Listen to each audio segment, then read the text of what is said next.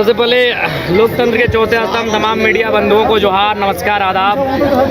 आप सभी जानते हैं पत्रकार बंधुओं कि झारखंड एकमात्र राज्य है जहां के लोगों को आज भी छला जा रहा है। जो खनिज संपदा में अव्वल है, जो साधन संसाधन में अव्वल है, जो इस देश को उन्नति का रास्ता देता है, आज वो राज्य नीतियों के कारण, प्रबंधन की दुर्व्यवहार के कारण लगातार छला जाता है।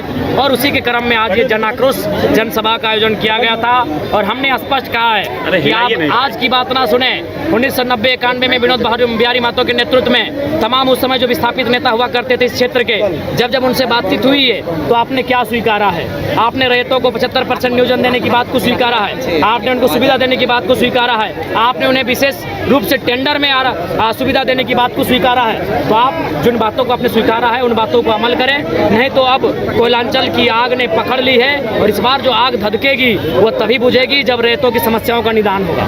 लोकतंत्र पर आपको भरोसा नहीं है क्या? मार काट के बात कर रहे हैं। देखिए, मैं फिर पुनः कहता हूं कि मैं खेद प्रकट करता हूं कि मैं एक विधायक होकर इस प्रकार की बातों को कभी कभी मैं कह जाता हूं। इसके लिए मैं दुख और खेद प्रकट करता हूं। लेकिन पत्रकार बंधु, आखिर लोकतंत्र की व्यवस्था पर हमें विश्वास तो है, लेकिन जो लोग लोकतंत्र की व्यवस्था में आज चला रहे हैं, जो पूंजीपति लोग, आखिर कब तक और कितने दिनों तक हम इंतजार करेंगे? यही बेरमो में आज 3 पीढ़ियां कोर्ट के चक्कर काट के मर गई, लेकिन आज भी न्याय नहीं मिल पाया है। तो सवाल ये है कि जिनका कुछ नहीं है, जिनका इस राज्य से सरोकार नहीं है, वो फल रहे हैं, फूल रहे हैं, वो लाखों करोड़ों का मुनाफा कमा रहे हैं, और हम केवल लोकतंत्र की दुहाई देकर, संविधान की दुहाई देकर कब तक अपना नतमस्तक स्वीकार कर लें? इसलिए बांग्लादेश और नेपाल बनाना चाहते हैं भारत को क्या? नहीं, मैं वहाँ ये उदाहरण दे रहा हूँ जहाँ मनमानी हो रही है, जहाँ करप्शन है। अगर करप्शन है, जहाँ मनमानी है, जहाँ गलत हो रहा है, वहाँ जनता को एकजुट होना चाहिए और प्रबंधन हो चाहे सिस्टम, उसके खिलाफ लड़ना चाहिए। 1.5 करोड़ फिरौती की बात की, क्या ये राजनीतिक? बिल्कुल सही बात है, ये सच्चाई है। इस बात का मैं खुलासा तभी करूंगा जब वो व्यक्ति सामने से आकर मुझे कहे, तभी। नहीं तो कुछ चीज़ें गोपनीय है। उसने संदेश मुझ तक भिजवाया था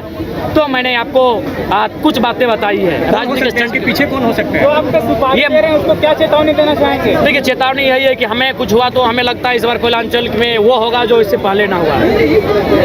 क्या लगता है, क्या अनुमान है कि कैसे लोग ऐसे जो लोग माफिया जगत में सक्रिय है, जो लोग इस मिट्टी से खनिज संपदा का दोहन कर रहे हैं, जो लाखों करोड़ों का कारोबार कर रहे हैं, तो स्वाभाविक है हमारी आवाज़ से, और यही नहीं कि हम सड़क में, सदन में भी बेबाकी से बातों को उठाते हैं, तो जाहिर सी बात है उनको अस्तित्व को चुनौती पहुंच रही है, उनके साम्राज्य को, उनके वर्चस्व को चुनौती मिल रही है, तो निस्संदेह ये बातें होनी स्वाभाविक है। इस तरह से धन के लिए सिक्योरिटी आपकी क्या व्यवस्था है? रेल छिपा डहर छिपा का जो आंदोलन हुआ तब से आपकी पुतला दहन किया जाए? हमारा मांग संवैधानिक है। आप अपने लिए विशेष मांग करें, आप अपने लिए विशेष रास्ता तैयार करें, एक तरीके से रास्ता तैयार करें, अगर विरोध भी करना हो तरीके से करें। विधायक जी, एक चीज बताएं कि जिस तरह से आपको धमकी मिली, इसकी सुरक्षा की व्यवस्था आपकी क्या है? नहीं, देखिए, हम स्पष्ट, हम से इकलौते पार्टी के विधायक है, इसलिए राज्य सरकार को हमारी सुरक्षा से कोई मतलब है ना, देश की तमाम जो वर्ग है जो सुरक्षा की जिम्मेदारी लेते हैं, तो कोई बात नहीं। हम पे जनता का आशीर्वाद है। हम जिस प्रकार आज बेबाक है, कल भी उस तरह बेबाक रहेंगे। हम अपने आवाज़ से लोगों की, जनता के हित में जो आवाज़ उठाते हैं उससे कोई समझौता नहीं करेंगे। देखिए, लड़ना भी आवश्यक है, क्योंकि समय समय पर आपको इस अग्निकुंड में, आंदोलन की अग्निकुंड में अपनी आहुति देनी पड़ती है, चाहे वो आंदोलन के रूप में या बलिदान के रूप में, वो स्वतः चलता रहेगा। लेकिन आंदोलन को जिंदा रखने के लिए, हक अधिकारों को जिंदा रखने के लिए समय समय पर ऐसी स्थिति सामने आती है जिनसे हम लोग कभी पीछे नहीं हटे। डीबीसी प्रबंधन नहीं चाहती तो क्या करेंगे? आगे हम लोग अगला कड़ा रूप तैयार करेंगे। अब हम लोग बंदी की ओर बढ़ेंगे और बिल्कुल उससे पहले हम लोग प्रयास करेंगे कि समन्वय बनाएंगे, जितने भी विस्थापित समितियां हैं उनको गोलबंद करेंगे, उनको एकजुट करेंगे और उसके बाद हम लोग एक नया कार्यक्रम प्रस्तुत करेंगे। आज आपके विरोध में आदिवासी समाज आ गया है कि आदिवासी समाज, मैं जिस क्षेत्र में हूँ, निसंदेह उनकी भी तनिक मनिक विस्थापन हुआ है और उन्हें भी कम से कम इस विस्थापन की लड़ाई में सहयोग करना चाहिए। उसके बाद उनकी मनसा जैसी भी है, उन्हें अगर लड़ना है तो विस्थापन के खिलाफ आके लड़े। जिस प्रकार वो गोलबंद हो रहे हैं, झारखंड की अस्मिता सुरक्षा को लेकर गोलबंद हो। आज जब झारखंड आज बनना था तो उस समय सभी कुड़मी आदिवासी बिल्कुल भाई भाई का नारा था, मातो मांझी भाई भाई का नारा था। आदिवासियों के सवाल पर बोले तो आपको और सीपी चौधरी को इस्तीफा मांग रहे हैं। कहाँ इस्तीफा देंगे, क्यों देंगे? वो आप विधायक पद में रखे किसी एक जाति के प्रति लाभ पहुंचाने की बातें कर। जी नहीं, जब हमने ये कहा था कि लुगु बाबा का पहाड़ आदिवासियों का, मरतम के पहाड़ आदिवासियों का, तब तो आप खुश थे। जब हमने जादूगोड़ा का मामला को उठाया था तब तो आप खुश थे।